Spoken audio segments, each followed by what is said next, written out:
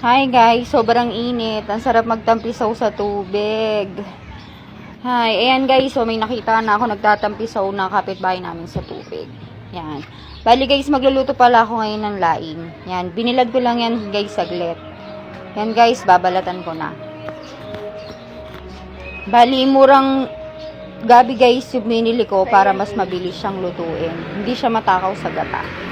Yan, tuloy-tuloy lang natin yan guys, balatan. Pagka nabalatan na, pwede na natin siya guys putol-putulin. Yan, parang ganyan lang yan guys. Tuloy-tuloy lang natin hanggang sa matapos. Tapos yan guys, may narinig akong ingay sa labas, kaya sumilip ako. Yun pala guys, may procession. Hindi ko alam kung anong tawag dyan. Yung parang ginagawa pagka mahal na araw. Yan, merong nagpapanggap ng Jesus. Yan. Parang panata nila yan eh. Sobrang init, kaya napahinto na si Jesus. Yan.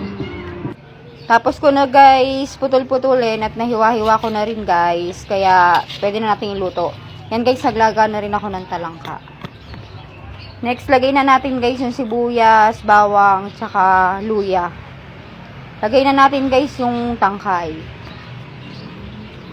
Tapos patong lang natin guys yung dahon. Yan. Huwag natin pala yan guys haluin na para hindi makate. Yan guys, lagay na natin yung pampalasa. Lagay na natin guys yung pangalawang gata. Pagka okay na, pwede na natin ilagay guys yung unang gata. Nilagyan ko lang yan guys ng sili tapos onting asukal para balance yung flavor. Yan guys, ang bango. Patuyuin lang natin yan guys.